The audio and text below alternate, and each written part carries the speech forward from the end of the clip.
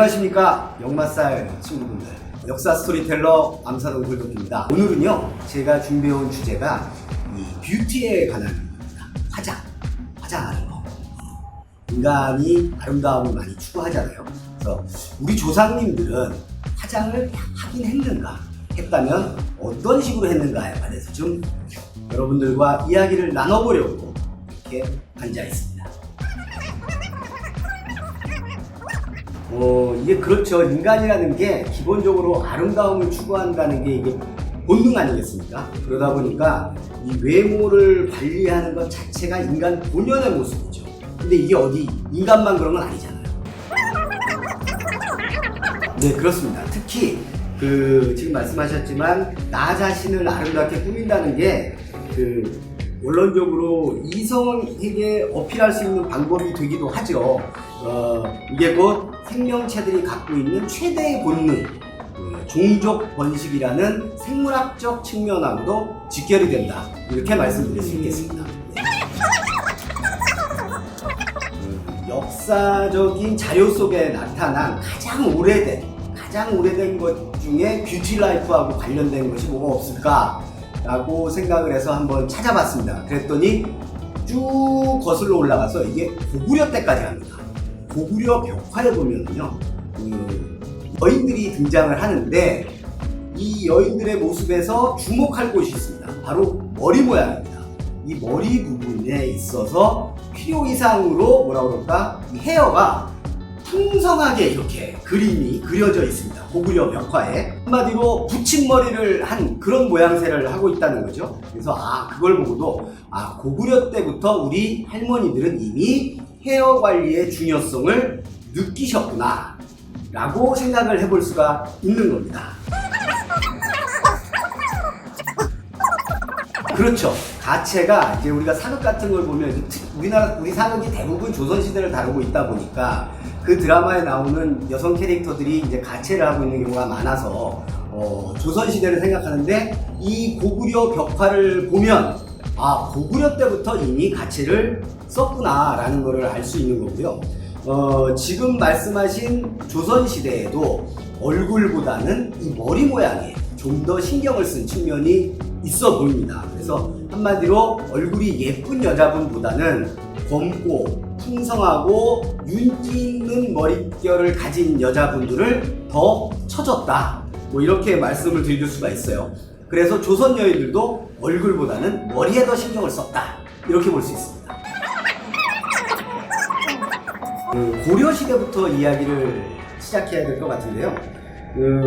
태조 왕건이 고려를 건국하고 나서 국가정책으로 이 화장을 장려합니다. 궁궐내에다가 요즘으로 치면 파우더룸을 설치를 합니다. 그게 교방이라고 하는데, 그곳에서 화장술을 가르치고 또 교방에서 가르치는 대로, 그 교본에 입각한 대로만 화장을 해라, 이렇게 지시를 하죠.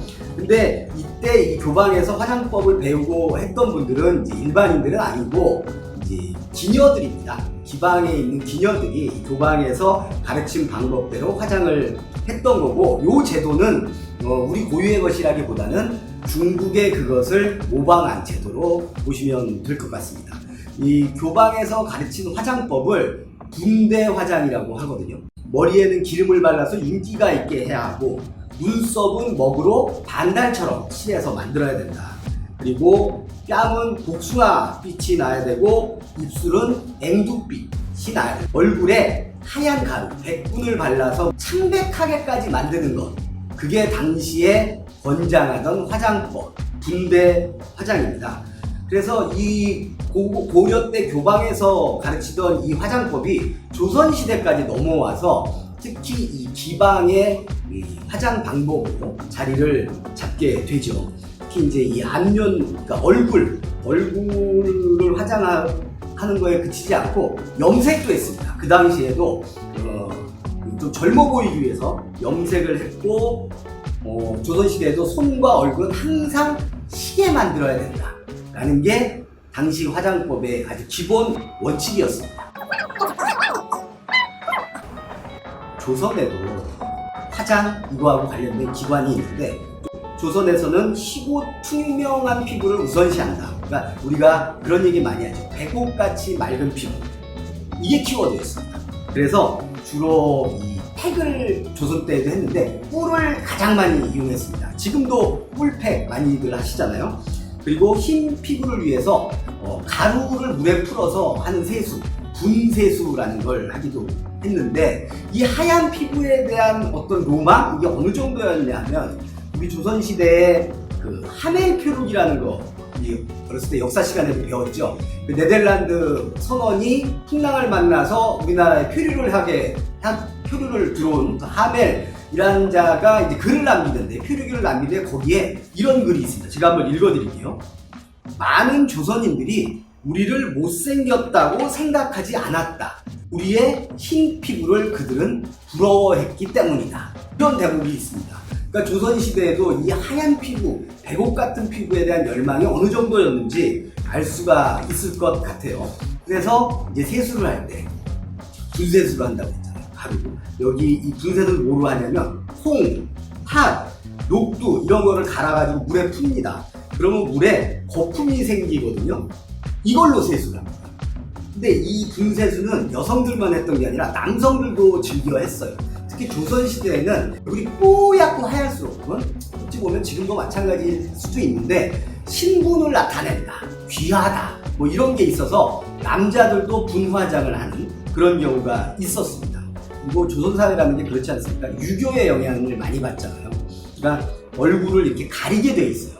그래서 이런 화장술이 존재하고 유행을 하긴 했지만 늘 할 수 있는 건 아니고, 여성들이 특별한 일에 외출을 하거나 뭐 결혼식을 하거나 그러니까 혼례 때 이럴 때만 주로 화장을 했습니다. 조선시대 화장을 보면 미생이나 소실들은 어떻게 화장을 해야 된다라고 했냐 하면 이렇습니다. 흰 살결, 가는 눈썹, 복숭아빛이 나는 뺨, 앵두 같은 입술, 구름을 연상하게 하는 머리, 그러니까 가체가 막 이렇게 컸다는 거죠. 그리고 가는 허리를 가져야 미인이고 으뜸이다 라고 해놓고, 또 정작 며느리나 아내에게는 어떤 미를 요구했냐면 이렇습니다. 건강해야 되고, 성격이 원만해야 되고, 성실하기만 하면 되는 거예요. 유방도 작아야 된다고 합니다. 그리고 목이 가늘어야 된다, 이런 기준을 갖고 있었습니다. 그러니까 딱 들어보셔도 야, 이 남자 새끼들 참 치사하네. 소실하고 기생한테는 이렇게 화려하라고 하고 정작 자기 식구들한테는 조신하라고 하고 이중적 잣대를 갖고 있구나 라는 것을 느낄 수가 있습니다. 그래서 이런 소실이나 기생들이 하던 화장을 분대 화장이라고 하고요. 여염집 여성들이 하던 깨끗하고 맑은 피부를 간직하게 하는 이런 거를 담장이라고 합니다. 그리고 조선시대에도 화장품을 팔러 다니는 판매상들이 있었습니다. 이들을 매분부라고 하거든요. 저 같은 경우는 저 어렸을 때만 해도 이 화장품 방판 하시는 분들이 꽤 많았습니다. 저희 어머니도 꼭 방판하시러 오는, 방판하는 분들이 화장품을 사고, 그 방판하시는 아주머니들을 중심으로 해서 동네에서 모입니다. 주부들이 모여서 사랑방 역할을 합니다. 그 응답하라 1988 응팔 보면 그 장면이 그대로 나오거든요. 바로 70년대, 80년대까지도 그런 방판이 있었는데 그걸 조선시대에는 매분부라고 했다라고 합니다. 그리고 고려 때 관청이 있었다고 했잖아요. 화장하고 관련된. 그리고 조선에 관한 것도 여쭤보셨는데 그 관청 이름이 이제 드디어 등장합니다. 보염서라고 합니다. 고려 때는 화장법을 가르치는 관청이었는데 이 보염서는 뭐냐면 화장품을 생산해내는 관청이었습니다. 그러니까 고려 때나 조선 때나 화장과 관련된 관청이 있었다는 거. 참 재밌는 사실입니다. 일단 세안할 때부터 한번 볼까요? 세안할 때 분가루, 아까 콩이나 녹두 같은 가루를 썼다고 말씀드렸는데 쌀가루 내지는 쌀가루 흔치 않잖아요. 옛날에 먹을 것도 귀하니까 이 쌀겨를 물에 풀어가지고 그러면 물이 뿌얘지잖아요. 요즘도 밥 지을 때 쌀 씻고 나서 그걸로 피부 마사지를 하거나 세안을 하는 경우도 있습니다. 조선시대에 이렇게 쌀겨를 썼고 가장 많이 쓴 건 뭐니 해도 아까 말씀드린 녹두입니다. 이 녹두를 갈아서 이렇게 풀면 각질도 제거가 되고 거품도 생기고 이 사포닌 성분이 있어서 아주 피부에 좋았다고 하는데 요즘 필링 하잖아요. 그거하고 똑같은 기능을 했다. 이 녹두 가루가 이렇게 보시면 될 것 같고, 또 파우더 역할을 한 게 분꽃 가루입니다. 흰 피부를 유지하기 위해서 이 분꽃 가루를 파우더로 바르기도 했지만 세숫물에 풀어서 세안을 했다. 이런 기록이 남아있고, 이제 세안을 했으니까 얼굴에 뭘 좀 발라야 되지 않겠습니까? 제일 먼저 요즘에 스킨 토너 같은 겁니다. 미안수를 바르는데 이 미안수는 뭐로 만드냐 하면 오이, 수박 또는 밥, 또 수세미 등을 이용해서 미안수를 마련했습니다. 그리고 이제 유분 공급을 위해서 화장을 하는데 이걸 조선에서는 면약이라고 했거든요. 요즘에 에센스나 크림 정도다라고 이해를 하시면 될 것 같은데, 이 면약은 무엇로 만들었냐 하면 좀 재밌습니다. 돼지기름, 참기름, 동백기름을 많이 사용을 했죠. 그리고 나서 이제 본격적인 화장에 들어갑니다. 있습니다. 그 누에고치 솜을 이용해서 만들어서 썼는데, 이제 찍어 바를 때 그거를 당시에는 풀솜이라고 했고요.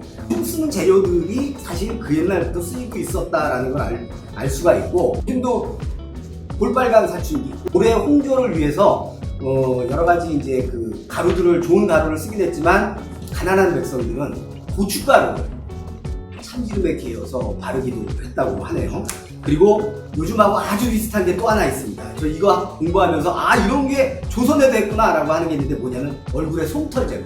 화장 잘 먹으라고 명주실로 이렇게 해서 이렇게 하는 거 있잖아요. 아픈 거.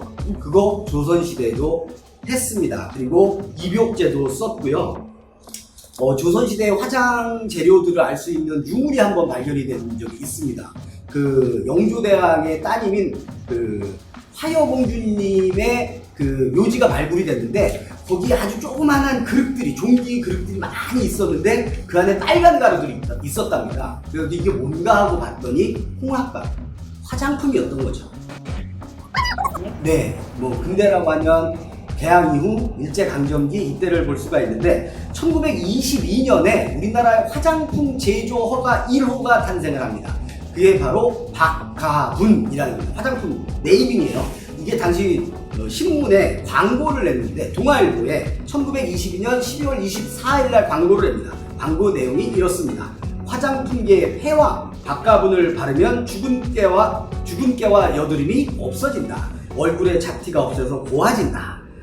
자파상에서 판매하오니 많이 이용 바랍니다. 이런 광고를 내기도 했는데, 최대로 하루에 5만 갑이 팔렸고 평균 1만 갑 정도가 팔렸는데, 잘 팔리다가 한 10년, 13년 후에 폐업을 하게 됩니다.